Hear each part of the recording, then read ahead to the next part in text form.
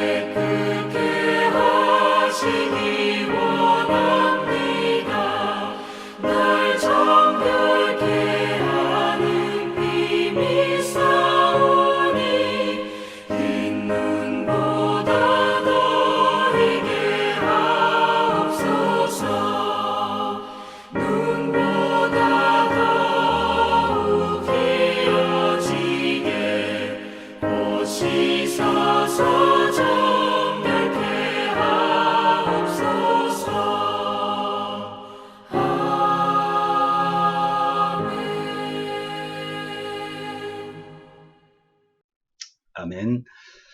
하나님 아버지의 은혜를 감사와 찬양을 드립니다. 오늘도 하나님께서 우리의 마음을 마치 담비로 씻어주셨듯이 깨끗하게 씻어주셔서 오늘도 주님 앞에 이렇게 첫 시간을 드릴 수 있게 하시니 감사를 드립니다. 하나님 아버지의 그 사랑을 오늘도 우리 마음에 품고 날마다 주시는 그 은혜를 촉촉히 경험하는 오늘 하루가 되기를 원합니다. 주님이 말씀하여 주시고 깨닫게 하여 주시고 우리를 살아낼 수 있도록 성령 하나님 도와주시옵소서. 예수님 이름으로 기도하옵나이다. 아멘. 예, 오늘 말씀은요. 고린도 후서 5장 10절입니다. 고린도 후서 5장 10절 다 함께 하나님 말씀 봉독합니다. 이는 우리가 다 반드시 그리스도의 심판대 앞에 나타나게 되어 각각 선악간에 그 몸으로 행한 것을 따라 받으려 함이라. 반드시 그리스도의 심판대 앞에 선다. 두렵습니다. 그죠? 바울 사도는요, 우리가 모두 예외 없이 주님 재림하실 때 그리스도의 심판대 앞에 서야 한다고 말합니다. 만일 지금 이곳에서 그리스도의 정결한 빛 가운데 사는 것을 배운다면 마지막 심판은 저와 여러분 안에서 하나님이 이루신 사역으로 인해 우리에게 기쁨이 될 것입니다. 그러나 만일 우리가 그렇지 않고 하나님의 빛 가운데 사는 것을 배우지 않는다면 결국은 우리는 그리스도의 심판대 앞에 어떻게 서는지를 기억하셔야 될 것입니다. 당신이 아는 가장 거룩한 빛 가운데 걷도록 노력하셔야 합니다. 당신이 아무리 거룩한 척 하더라도 다른 사람을 향해 드러나는 나쁜 성질을 사탄의 영에게 이용되지 않게 하십시오. 사탄은요, 우리의 나쁜 성질을 이용하려고 할 것입니다. 한 가지 죄성에 대한 심판은 여러분으로 하여금 지옥을 경험하게 할 수 있습니다. 우리의 죄성. 그러므로 당장 그 죄성을 빛으로 끄집어내야 된다는 거예요. 그리고 고백해야 됩니다. 하나님, 제가 이 점에서 범죄한 죄인입니다. 여러 가지가 있을 거예요. 그죠? 하나님, 오늘도 제가 하루 산 것을 돌아보니까 다른 사람을 흉보고 다른 사람을 욕하고 속으로 그랬던 죄인입니다. 다른 사람이 잘 되는 걸 보고 배 아파했던 죄인입니다. 여러 가지가 있습니다. 만일 우리가 그렇게 고백하지 않는다면요, 여러분과 저의 마음은 강팍하게 될 것입니다. 죄에 대한 형벌은 그 죄가 결국은 열매를 맺게 됩니다. 죄를 징벌하는 것은 하나님만이 아닙니다. 죄 자체가 열매를 맺음으로써 그 죄로 인한 깊은 고통을 얻는 것입니다. 어떤 버둥거림과 기도로도 그 죄를 멈추게 할 수가 없습니다. 그래서 죄로 인한 형벌이라는 것은 점점 그 죄악에 익숙해져 가지고 그것이 죄인 줄을 알지 못하게 되는 무감각한 상태가 되는 것입니다. 오직 성령의 임재 외에는 이 죄의 뿌리를, 그 뿌리의 깊은 결과로부터 우리를 절대로 벗어나게 할 수가 없습니다. 내 어떤 성품으로, 의지로 한번 그 죄를 단절시켜 본다고요? 천만에 가능하지 않다는 것입니다. 그래서 요한 1서 1장 7절에 이렇게 말씀합니다. 그가, 한번 볼까요? 요한 1서 1장 7절에 그가 빛 가운데 계신 것 같이 우리도 빛 가운데 행하면, 여러분, 누가 빛 가운데 행했어요? 주님이 빛 가운데 계신 것 같이 우리도 빛 가운데 행하면, 빛 가운데 걷는다는 의미를 다른 사람을 판단하기 위한 자신의 기준을 따르는 것으로 오해하지 마시기 바랍니다. 이러한 사람들은 가장 파렴치한 현대판 바리새인들입니다. 여러분, 바리새인들 아시잖아요. 오늘날 그래서 가장 심각한 바리새인은, 그 바리새인들은 위선이 아니라 죄로 알지 못하는 무감각한 상태. 우리는 그것을 뭐라고 그러죠? 양심이 화인 맞았다고 말합니다. 양심이 화인 맞으면요, 죄를 죄로 알지 못할 뿐만 아니라, 물론 알지 못하기 때문에 아무런 감각이 없습니다. 부끄럽지도 않습니다. 든든합니다. 오늘날 여러분 정치를 보십시오.